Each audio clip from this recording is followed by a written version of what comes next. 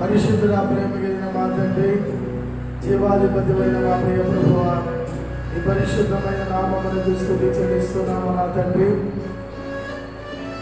ఈ యొక్క సమయంలో ఈ పాదశలో చేరి నేను స్తుతించి ఆరాధించినందుకు భాగ్యపడిన సమయాన్ని బట్టి నేను స్తుతి చెల్లిస్తున్నాము నాయన.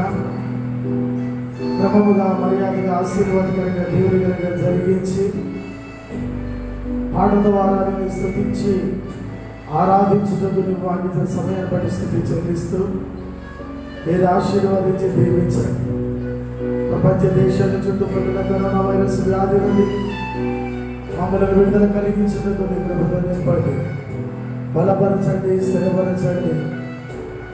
నీ వాక్య జ్ఞానములతో మమ్మల్ని నింపి నడిపించమని యేసు నామమున అడుగుచున్నాము తండ్రి. ఆమేన్.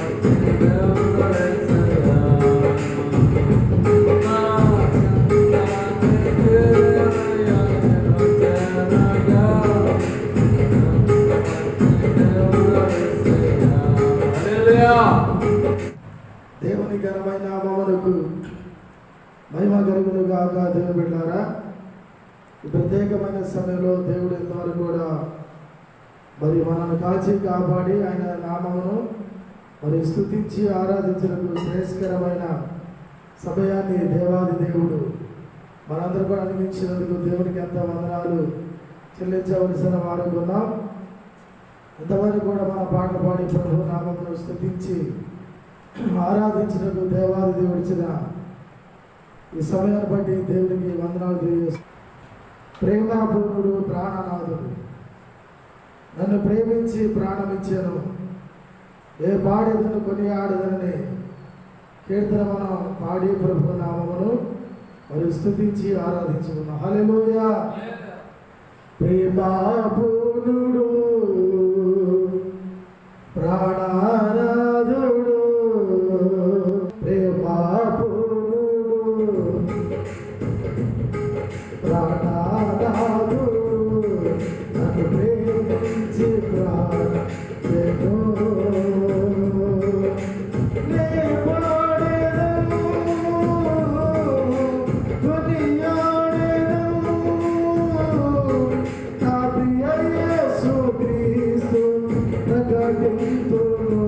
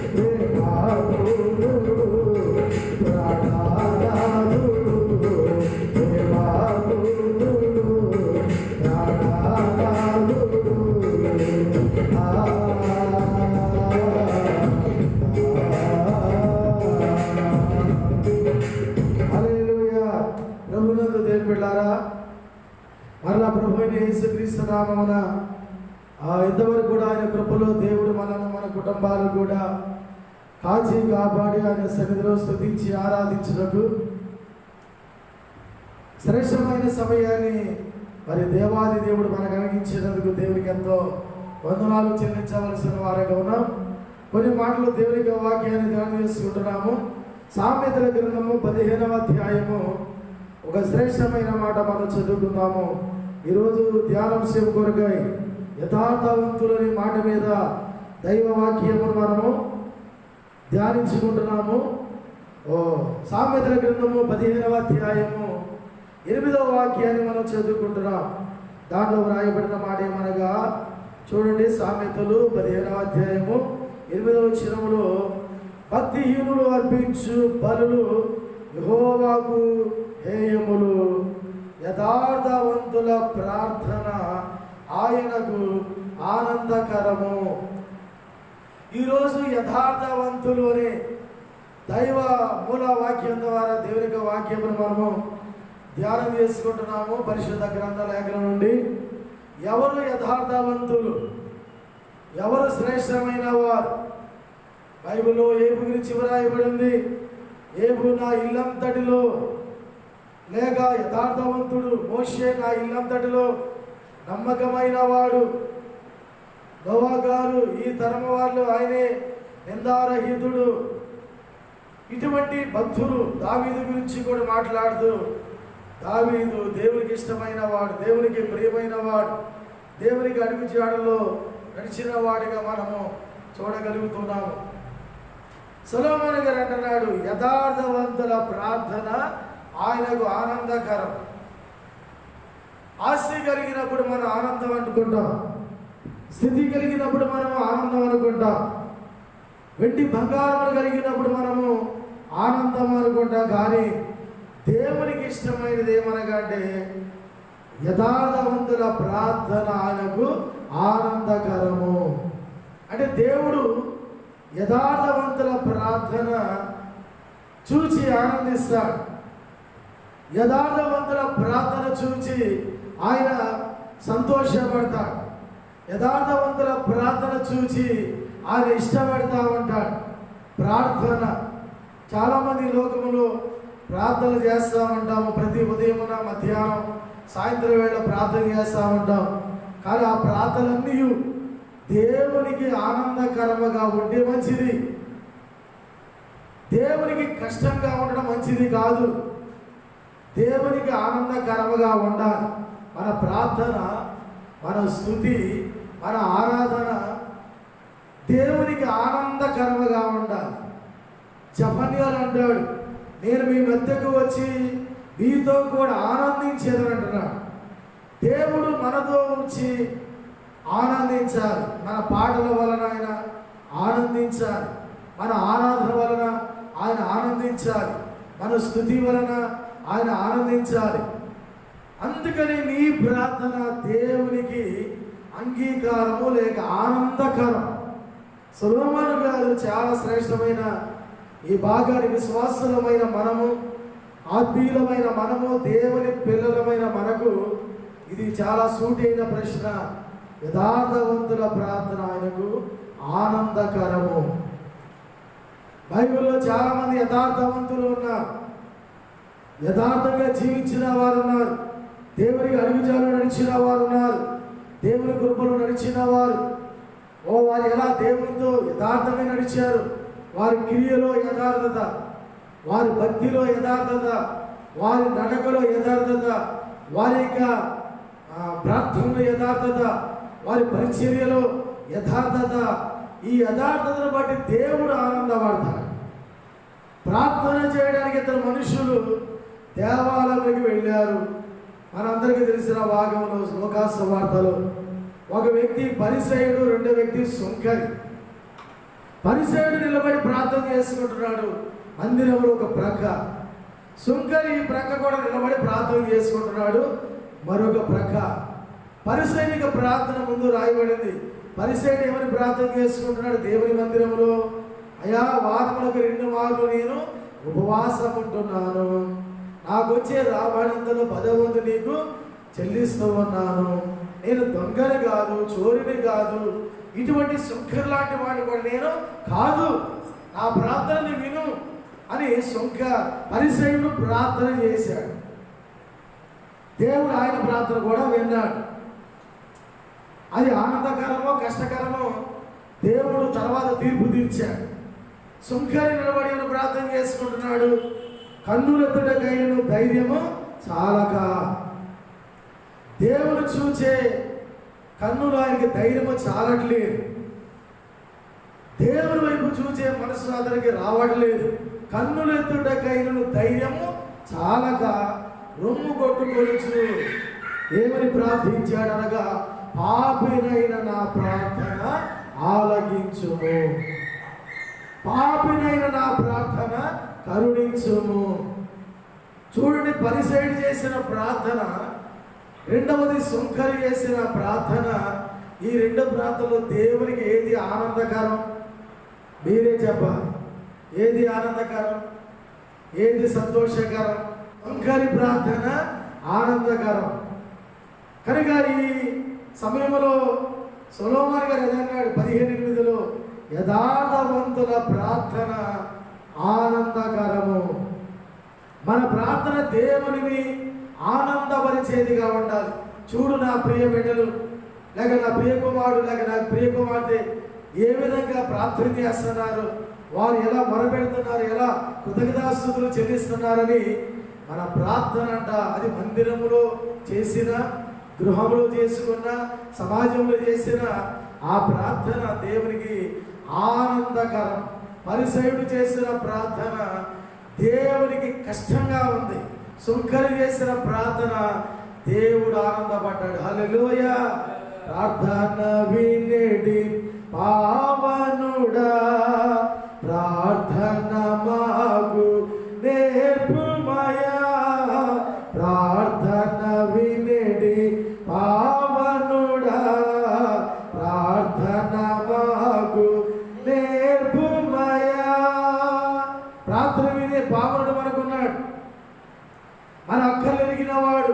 ఆయనందు మీరును మీ అందు ఆయన మాటలు నిలిచి ఉండిన యెడల మీకేది ఇష్టమో అడుగుడు, అది ఆయన మీకు ఇస్తాడన్నాడు. ఒకరోజు ఒక నదిలో పడవలో కొంతమంది స్నేహితులు, ఒక 5 మంది నదిలో వెళుతూ ఉన్నారు. పడవ మీద వెళుతూ ఉండగా కొంత దూరం వెళ్ళిన తర్వాత సుడిగుండం, కొంత దూరం వెళ్ళాక అలలు కనబడతా ఉన్నాయి. అందరూ కూడా భయపడుతున్నారు. ఈత వచ్చిన వారు ధైర్యంగా ఉన్నారు.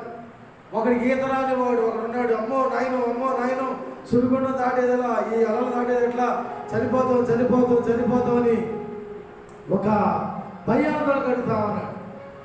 అప్పుడు పక్కన స్నేహితుడు, అయ్యా భయపడ, మాకు ప్రార్థన చేయి, ఆపత్కాలంలో దేవుడే మనకు ఆధారం, కష్టాలలో ఎవరు దిక్కు? దేవుడే మనకి దిక్కు. నువ్వు దేవుని అడుగు, దేవుడు ఈ సుడిగుండం నుండి తప్పిస్తాడు, ఈ శ్రమ నుండి తప్పిస్తాడు, ఈ కష్టం నుండి తప్పిస్తాడని పక్క వ్యక్తి సలహా చెప్పగా ఈ కుమారుడు ప్రార్థన చేస్తున్నాడు. అయ్యా నేను పడవలో ప్రయాణం చేస్తున్నాను, ఎదుర సుడిగుండాలు తుఫాను కనబడుతున్నాయి, వాటిలో మునిగిపోతే చనిపోతాము, నీవు కానీ మా మీద జాలిపడి ఈ గండం గట్టెక్కించావంటే, ఇప్పటికి నేను ప్రార్థన చేసి 10 ఏళ్ళు అయిందయ్యా, ఈ గండం కానీ తప్పించావంటే మరొక 10 ఏళ్ళు నీకు అసలు ప్రార్థన చేయనున్నాడు. అంటే ఆపత్కాలంలో మొక్కుబడి ప్రార్థన అన్నమాట. కష్టం వచ్చినప్పుడు, నష్టం వచ్చినప్పుడు, అంటే 10 ఏళ్ళ వరకు ప్రార్థనే చేయడంట. ఈ విపత్తు తప్పిస్తే, ఈ కష్టం తప్పిస్తే, ఈ బాధ తప్పిస్తే 10 ఏళ్ళు అంటే ఏం చేయడంట? ప్రార్థనే చేయడు. అందుకోసం కాదు, మనం ప్రార్థన చేయకపోతే దేవుడు పరలోకమే ఆగిపోదు. మన అవసరం కోసం దేవుని ప్రార్థన చేయాలి. మనకున్న దేవుడు ఎదగాలంటే ప్రార్థన చేయాలి. ఆ ప్రార్థన ఎటువంటిదై ఉండాలంటే దేవునికి ఆనందకరము. మొదటి మాట, యథార్థవంతుల ప్రార్థన ఆయనకు ఆనందకరమై ఉన్నది. రెండవ వాక్యాన్ని చూస్తే 2వ దినవృత్తాంతాల గ్రంథము 16వ అధ్యాయము 9వ వచనములో, 2వ దినవృత్తాంతాల గ్రంథము 16వ అధ్యాయం 9వ వచనములో ఈ విధంగా రాయబడి ఉన్నది, తన ఎడల యథార్థవంతులను బలపరచుటకై యెహోవా కనుదృష్టి లోకమంతా కూడా సంచారము చేయుచున్నది. హల్లెలూయా. తన ఎడల ఎవరైతే యథార్థంగా ఉంటున్నారో వారి కొరకు దేవుని యొక్క కన్ను, దేవుని యొక్క కాపుదల, దేవుని యొక్క హస్తము వారి మీద ఉంటుంది. నిన్ను కాపాడువాడు కునుకడు నిద్రపోడు. ఇస్రాయేలుని కాపాడువాడు కునుకడు నిద్రపోడు. పగలు ఎండ దెబ్బ అయినను తాగలదు, రాత్రి వెళ్ళు దెబ్బ నీకు తాగలదు. ఏ అపాయం రాకుండా యెహోవా నిన్ను కాపాడుతాడు. ఏ తెగులు నీ గుడారమును సమీపించదు. మార్గములన్నింటిలో ఆయన నిన్ను కాపాడుతాడు. ప్రార్థన ప్రతిఫలము దేవుడు మనం కాపాడుట. యథార్థవంతులను బలపరుస్తూ ఉన్నాడు. యెషయా గ్రంథంలో ఉన్నాడు కదా, దిగులు పడకము, జడియకము, నేను నిన్ను బలపరుతును, ధైర్యముగా ఉండము, నీవు నా సొత్తు అన్నాడు. మనం ఆయన సొత్తు, మనం ఆయన ప్రజలము, ఆయన మేపే గొర్రెలము, ఆయన పిల్లలమై ఉన్నాం. ఆయన మనకు కాపరి, మంచి కాపరిగా నిన్ను నన్ను కూడా నడిపిస్తూ ఉన్నాడు. ఒక తండ్రి తల్లి తన బిడ్డను ఏ విధంగా పోషించుకుని సంరక్షించుకుంటుందో అలాగే ఆయనంట బలపరుస్తున్నాడు. తన ఎడల యథార్థంగా ఉన్నవారు, యథార్థంగా ఉన్నవారిని బలపరుస్తున్నాడు. ఎందుకంటే శ్రేష్టమైన ఈవులను ఇవ్వడానికి, జ్యోతిర్మడికి తండ్రి అద్దా నుండి మనకు ఆశీర్వాదాలు ఇవ్వడానికి, శ్రేష్టమైన ప్రతి ఈవియు పర సంబంధమైన ప్రతి వరమును జ్యోతిర్మడికి తండ్రి అద్దరి మనకు కలుగుచున్నవి. అందుకు బలపరచడం, శ్రేష్టమైన ఈవులు, శ్రేష్టమైన ఆశీర్వాదములు ఇచ్చుటకు ఆయన నిన్ను బలపరుస్తున్నాడు. చాలా సమయాల్లో మనం అనుకుంటాం మనకి ఎవరు లేరు, మనకు తోడు లేరు, మనకి నీడ లేరు అని మనం అనుకుంటాం. కానీ ఆయన అన్నాడు, నేనున్నాను, నిన్ను బలపరుస్తున్నాను అన్నాడు. అందుకని నిన్ను బలపరచడానికి ఆయన కనుదృష్టి ఆకాశం నుండి చూచుచున్నాడు. దేవుడు ఆయనకున్న పేరు చూచుచున్న దేవుడు, చూచుచున్న దేవుడై ఉన్నాడు. బలపరిచే దేవుడిగా ఉన్నాడు, స్థిరపరిచే దేవుడిగా ఉన్నాడు, నిన్ను నడిపించే దేవుడిగా ఉన్నాడు, నిన్ను కాపాడే దేవుడిగా ఉన్నాడు, నిన్ను రక్షించే దేవుడిగా ఉన్నాడు, ఆపత్కాలంలో నీకు సహాయకుడిగా ఉన్నాడు. ఎవరైతే ఆయన దృష్టిలో యథార్థవంతులుగా కనబడతారో వారిని బలపరుస్తాడు. ఆయన చూపు వారి మీద ఉంటుంది, ఆయన చూపు వారి పిల్లల మీద ఉంటుంది, ఆయన చూపు వారి కుటుంబాల మీద ఉంటుంది, ఆయన చూపు ఆ సంఘం మీద ఉంటుంది. దేవుని చల్లని నీడలో మనము నడిపించబడుగాక. మూడవదిగా చూస్తుంటే కీర్తన గ్రంథము 84వ కీర్తన 11వ వచనంలో 3వ సంఘటన తెలియజేస్తూ ఉన్నాడు. యథార్థవంతులకు ఆయన ఏ మేలు చేయక మానడు.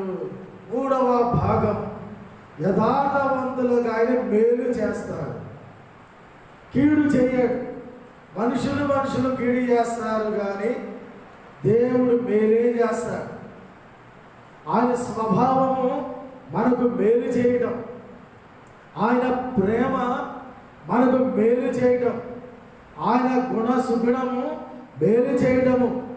ఆయన ఎన్నడూ కూడా ఆయన స్వభావములో కీడు చేయటము కానీ పగ సాధించడము కానీ లేనే లేదు. భక్తుడు కీర్తనగాడు అన్నాడు, యథార్థవంతులుగా జీవించిన వారికి ఆయన ఏదో మేలు చేస్తాడు.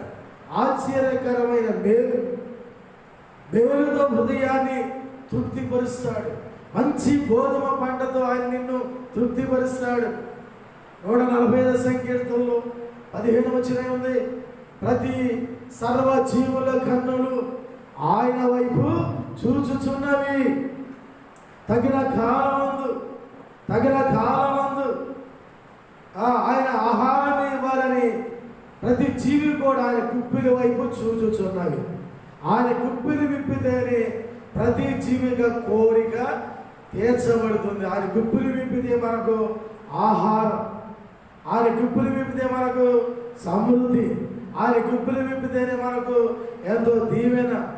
యథార్థవంతులకు ఆయన ఏ మేలు చేయక మానడు. దేవుని బిడ్డలారా, మన కుటుంబములో యథార్థత ఉన్న నీడల దుర్మార్గమును కొట్టివేసిన ఎడల భక్తుడు ఏమంటున్నాడు? నీ స్థితి మొదట కొద్దిగా ఉండినా తుదకది మహావృద్ధి కలుగుతుంది. నీ నీతి నీ నివాస స్థలములను వర్ధిల్లింపజేస్తుంది. నీతిమంతుల గుడారములలో రక్షణ గూర్చిన సునాద గీతములు వినిపించబడతాయి. యథార్థవంతుల ప్రార్థన ఆయనకు ఆనందకరమని, యథార్థవంతులకు దేవుని కనుదృష్టి కాపాడుతుందనియు, యథార్థవంతులకు ఆయన ఏ మేలు చేయక మానడు. సర్వజీవుల కన్నులు ఆయన వైపే చూచుచున్నవి. ఒక చెరువులో 3 చేపలు ఉన్నాయి. ఒక చిన్న కథ మీకు తెలియజేస్తా ఉన్నాను. దేవుడు ఎలా పోషిస్తున్నాడు. ఆ చెరువులో ఉన్న చేపలన్నీ కూడా, పెద్ద చేపలన్నీ కూడా చిన్న చిన్న చేపల్ని తినేస్తా ఉన్నాయి.